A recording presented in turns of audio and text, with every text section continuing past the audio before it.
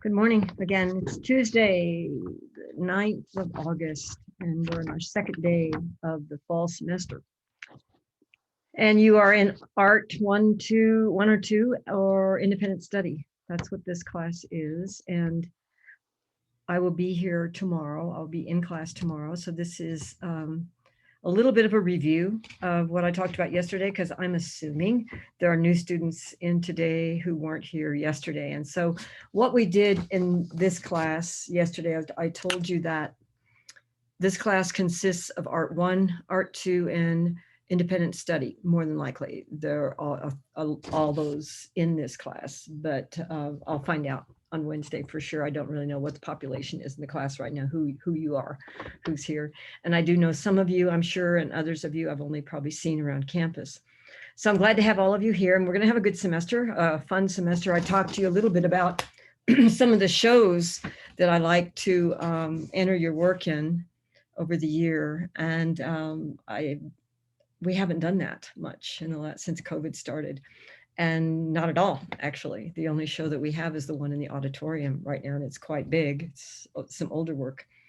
But I hope to, over this next year, I hope to see us in possibly 3 or 4 shows. One would be the Indian Pueblo Cultural Center, which I mentioned yesterday. It's up in Albuquerque. They have a theme that they're supposed to send to me. And so I'm going to integrate that work, that entry into your assignments these first few weeks. All of you, whether you're Art 1, 2, or Independent Study, when it comes to these shows that we need to enter, then it needs to be all of us are on board with that. And usually it's very often has a cultural theme. It does have a cultural theme, just plan on it. So that's going to be fun, and I'm looking forward to that. So I'm just kind of reviewing yesterday. I went over my classroom expectations, and I'll reiterate them again. Some of them have to do with cell phones, that cell phones are an enemy to focus. Focus is so important in the art room, and learning how to focus on your artwork to where looking at your text messages and looking at videos is not going to do anything to improve your skills or your grade, if that's important to you. And so phones are going to be a big part of my expectations. I expect you not to use your phone in the classroom, except under certain situations where we do use them. And but I'll talk about that later. You will have, we'll talk about storage. I went over that yesterday a little bit. I talked about deadlines, talked a little bit about myself. I didn't go into a whole lot about myself, but I have been teaching here for 7 years, and I love to travel. I didn't mention that yesterday. I love to travel, and getting ready to take a student trip. We have students signed up already to go to Japan next summer. So excited about that. We took a trip to Italy in 2019 and had a big group then. And I just got back from Mexico, and I have two children in Europe. One lives in Berlin, Germany, and the other one lives in Sweden. So that is a reason to go to Europe for me, not student trips, but I go to Europe a lot. I went to Sweden in over spring break last year, and France over Christmas break last year. So traveling is important to me. It's not just that it's fun, it's also very enriching. It enriches your life. And that's why I really promote student travel. So that's a little bit about me. I have 4 children. I have 2 in Europe. Sam is in Sweden. Emerson is in Berlin. Pesha is in Oklahoma City. And Amy is in Silver City. And she's a teacher as well. So we talk a lot because she teaches, I teach, and we have a lot to talk about. And I told you yesterday I was going to have a quiz for you over some of the things I shared. I shared a video with you yesterday, and then Miss McIntosh gave you a handout, and you filled that out. And it wasn't it wasn't really a big challenge, I hope, to you. But today I just want to have you watch some videos, and then it's going to introduce you to a project that we're going to work on over the next few days. And it's a collaborative project, and it's called The Exquisite Corpse. So I'm going to share 3 videos with you. And within this video, I'm going to share 3 videos, and then you'll have a handout that you'll use. And then tomorrow when I'm in class, we're going to start on that project. So I'm going to share my screen. Let me get this open. All right. Okay, here we go with this one. And One simple but brilliant trick to cool your home in 90 seconds. Tired of hot and stuffy rooms during summer? This genius way to cool any room in 90 seconds for almost zero cost is taking over the market like crazy in the US. An ingenious college kid from Phoenix just destroyed the billion-dollar AC industry by building a device that can cool down any room in record time. Martin designed the invention after budget cuts left his school with a broken aircon system in sweltering hot summers. He and his fellow classmates had to study for their all right, now we're going to share screen. I hope.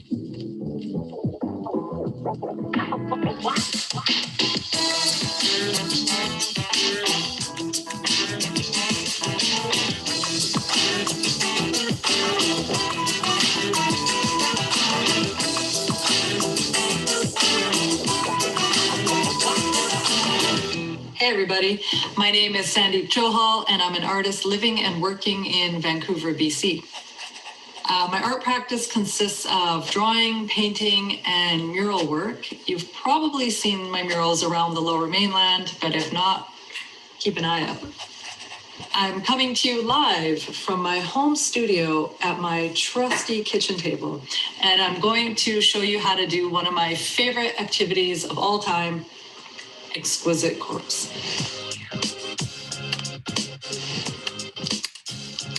I love Exquisite Corpse for a lot of reasons, mostly because it's super fun, but you can do it anywhere, anytime with anyone.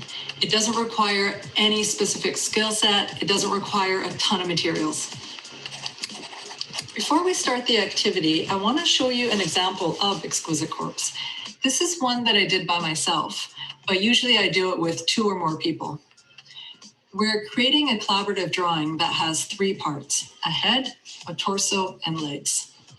You can use animals, humans, any kind of mythological creature you can think of. It's totally up to you what you want to draw. Whatever, let your imagination go wild. All you need is a piece of paper. This is your standard 8.5 inch by 11 inch printer paper, but you can use any kind of paper you want or any size you want. You're going to take this paper and fold it in half lengthwise to get this lovely crease. Now, you're going to either use a pair of scissors and cut this paper in half, or you can use a ruler and tear this paper in half to get this. Now, you're going to fold each of these into thirds, and it'll look something like this.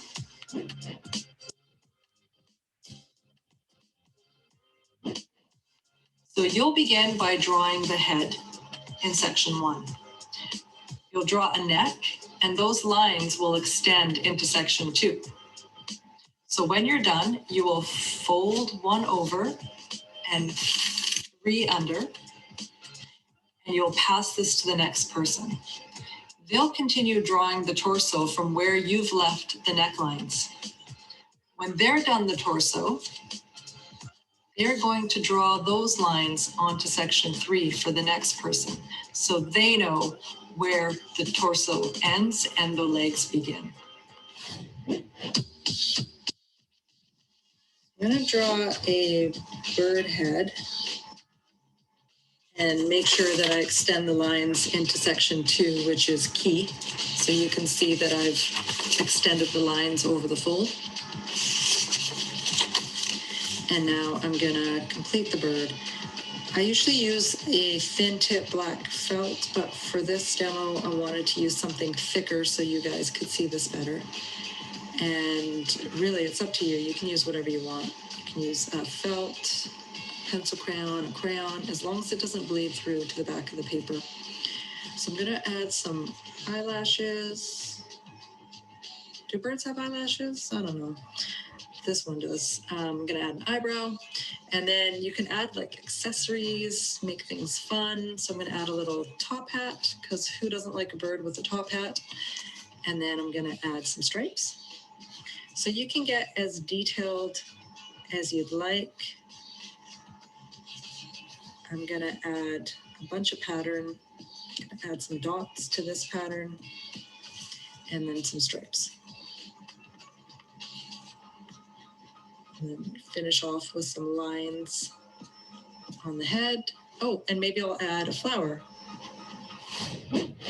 So now I'm going to pass this to the next person, but since I'm the only one doing this, I am the next person.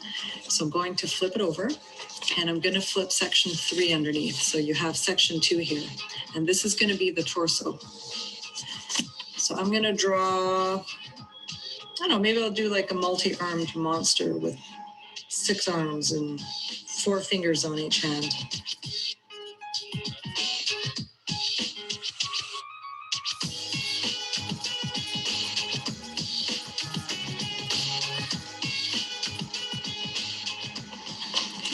So now we have the torso. So you're going to flip this over to section 3 and hand that to the next person. But again, since I'm the only person doing this, I am the next person. So now we'll finish it off with, I don't know, how about some octopus legs?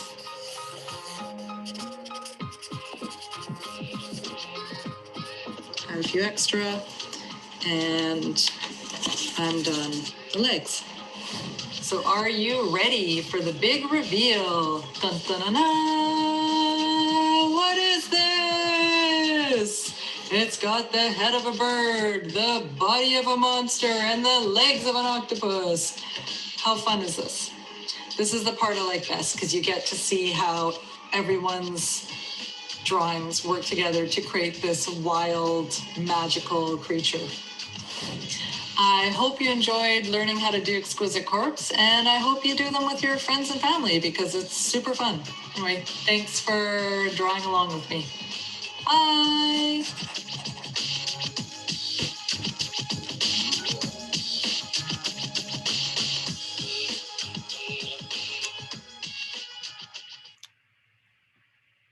Okay, that kind of gives you an idea, but that's not the only video we're going to watch.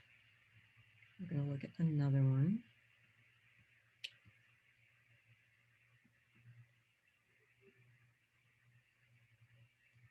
For just $67, you can make as many videos as you want, and you never need to pick up a camera or... We're in Rosarito, Mexico today, not far from Tijuana, at the studio of Hugo Crosthwaite. Hugo is a master draftsman who makes large-scale drawings that blend figure and abstraction, building narratives through an additive detail-by-detail process. He combines mythical and historical sources with imagery drawn from observation, often reflecting on the tension and admixture of cultures of this border city where he spends much of his time. The funny thing, he's not actually here right now. When I got in touch with him to ask him to participate in the show, he said he'd love to, but that he'd be in Chicago for a residency during our visit. There, he's working on a new wall drawing called Heroic Procession, exploring Homer's Odysseus, who, like many Mexican immigrants, chose to travel to a foreign land for opportunity. It's not uncommon for Hugo and for many artists to travel as part of their practice. And our assignment today is actually going to have to do with just that. How when we travel, we take our narratives with us and create new communities wherever we go. So let's go to Chicago. I'm Hugo Crosthwaite, and this is your art assignment. Usually muralism is, in terms of me being a Mexican artist, I come with this heavy tradition of Mexican muralism, Diego Rivera, Siqueiros.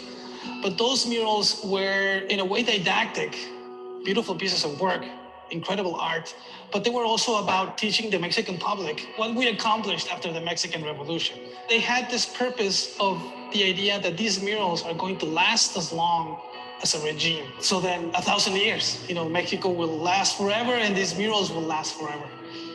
But in this case, I wanted to play with the notion of muralism as performance, but then also the idea of the impermanence of it. Like, we all die, nothing lasts forever. So then my murals are not immortal. So then it's this very simple narrative of the city I come from, Tijuana. So then I created this mural precisely as that, as this improvised storytelling of what of what I think people think of Tijuana, or what I hear people think of Tijuana. So then I improvised this narrative as a sort of religious procession. So then you have the profane and the sacred marching together. You know, there's cartoon characters, there's elements of the narco violence, elements of the prostitution that happens in Tijuana, elements of the migrant situation of the border, the sacred and the profane, all coming together in this kind of brutal kind of painting composition. You know? But then in the end, once I start working in the mural, I work on it for only 3 weeks, 4 weeks at the most. And then once I finish the mural, I would start destroying it. And destroying it by painting little white squares into it. I never identified with the art process of a painter. But then when I would talk to poets, well, they would say, well, I just string words along. You know, I come up with one word, and then I put another word, and then a narrative starts unfolding. You know? And I thought, well, that's exactly the way I work. You know, it's this idea of just doing a detail and then adding another detail and then creating a narrative. Coming here to MANA Contemporary and seeing this community of artists, I thought, well, it would be great if we could do something with other artists also. Like we all bring our stories. I'm coming from Tijuana and I'm carrying with me Tijuana, and it's here in the mural and I brought it with me. But then there's other artists from different places here who bring their own stories. So then I thought, how could we put all these together? I thought at first, well, we could do a mural and it's this huge mural and I do my section and the other guy comes in and does their section and whatever, and we all try to connect all these narratives. But I thought, oh, that would be boring. And it's not really a game. So then thinking about the concept of game, well, I thought about, the thing that popped into my mind was the surrealist game, the exquisite corpse. For your art assignment, I want you to find a drawing surface. It can be a piece of paper, it can be a wall. And then I want you to decide on a group of friends that will come together and join you in this. One of you guys start the drawing, but then cover it and only leave a clue for the next person. Then the next person continues the drawing in sequence and does their own thing, and then they cover it, but they only leave a clue for the next artist. So then in the end, you guys will come together in this narrative and have this huge unveiling where this whole collective narrative will come together and you guys will see this exquisite corpse. So, John, the Surrealists came up with this exquisite corpse game, which we actually talked about in one of our very first episodes. Yeah, it always makes you think about how much improvisation is involved in art and in making things. Like Neil Gaiman once said that writing a novel is like driving home at night with only the headlights to guide you. Like you can't see very far in front of you, but you can still get home. It also makes me think about how in any kind of art making, there's a portion of it that you do alone, and there's a portion of it that's inherently collaborative, where you're responding to the work of other artists or writers, where you're working in collaboration with the viewers or with other artists. But at the same time, there's part of art that has to be done kind of inside your head. And the exquisite corpse for me really captures both those things. Right, because you're working with only a sliver of knowledge of what other people are doing. And isn't that all of art history, where artists sort of know some other artists and know what other people are doing, but to a certain extent, you're off on your own. And art history and history makes sense of it later and sort of places you as part of a time period or movement. And this assignment actually really made me think about the work of one particular group of German expressionist painters and how they had a common goal, but they were all sort of working separately and doing their own thing. In 1911 in Munich, Germany, Wassily Kandinsky, Franz Marc, and Gabriel Munter founded a group they called Der Blaue Reiter, or the Blue Rider, after a common motif in their work. For Kandinsky, the horse and rider was a symbol for moving beyond realistic representation and toward a new kind of art, namely abstraction. They put on exhibitions and published an almanac, which laid out their goal of giving form to the spiritual, embracing a wide range of styles to advance the idea of an inner necessity of art. While the other famous German expressionist group, Die Brücke, or the Bridge, lived together and came up with a very unified figurative style, Der Blaue Reiter was a loosely associated group, as embracing of abstract art as music, Egyptian shadow play figures, art by children, and figures from South Borneo. The group coupled together many different styles and types of art under one mantle, and like the exquisite corpse game, synthesizes diverse efforts in search for new forms and expressions. And we're gonna have this huge wall, 12 feet by 18 feet, and I'm gonna start, and I'll start my section, and then I'm gonna cover it and just leave a clue. And then the next artist is gonna come and they'll add to that. I picked artists that do different things. There's like graffiti artists, there's artists that do illustration, there's formal painters, There's a draftsman also. I wanted all these different disciplines to come together on a wall. We all bring our narrative, but we don't get to see it completely. We only see traces of where we come from. And then from there, you grab those traces, those clues, and then you add it, you create your own narrative and you add to it and you add to the story. So then I thought the Exquisite Corpse was precisely this different narratives coming together, but you're always thinking of the person who left that clue, of the previous artist. So then everybody's forced to think about, your partner's story, your friend's story, and you're adding to it. And to me, that's community. It's not just you bring your own thing, but you're adding to the story of somebody else. And then you do your own thing. And then the next artist is going to come in and they're going to continue on whatever you do. Well, this being an Exquisite Corpse, I'd like to start with a head. But then also I told the other artists, don't think of a body either. Like if they want to do their own head, it could just be a collective of heads coming together. So it's not about thinking about making a human body or making a corpse, but about bringing your own narrative of whatever you want to do. By doing it in community, you get to see what the other person does. Because also we're all creating collectively one image. There won't be that harsh judgment of saying, well, your piece sucks or my piece is better. No, because in the end, it's all one collective image that we all created and different narratives that are coming together. So then I think it's a great game where there can be no judgment.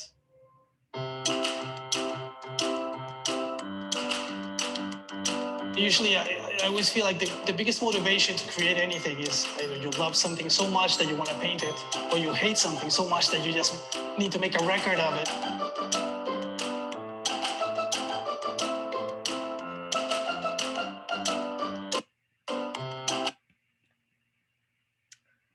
And that one is good, really good.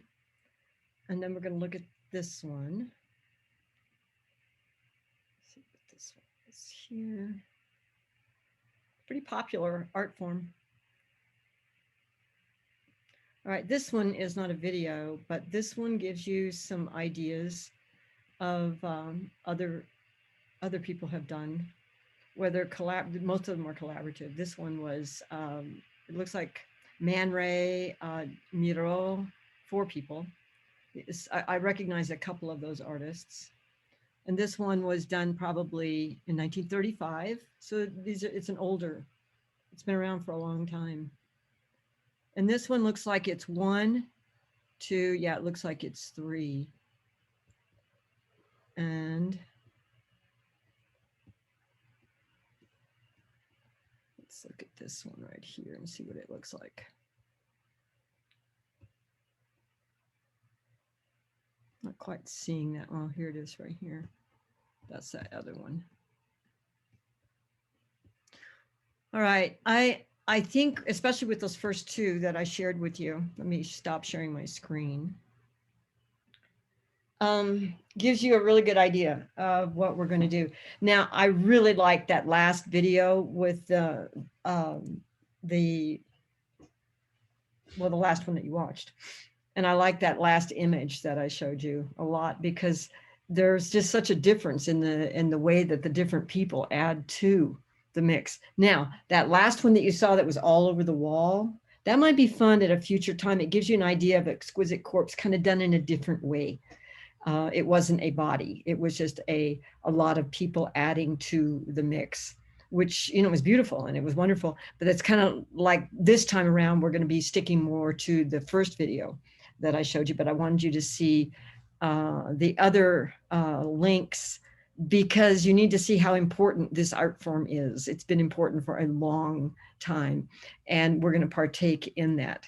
So I'll have an assignment for you for the rest of this class period. I have a handout for you, and Miss McIntosh will give that to you. And then I want that ready for tomorrow, because tomorrow, barring any unforeseen circumstances tomorrow, because you never know that first week of school, I would really like to start on this project in our class. And only you know how many students are in the class today. I don't know, and until I can look at that roster. So I really look forward to meeting you tomorrow, and pay attention to the handout, read it carefully, and do what I ask you to do and hand it in before the class is over. And I'm not sure how long this video is, but you don't have a whole lot more time to get it done. So we will see you tomorrow, and I'm really looking forward, like I said, to meeting you. So see you soon.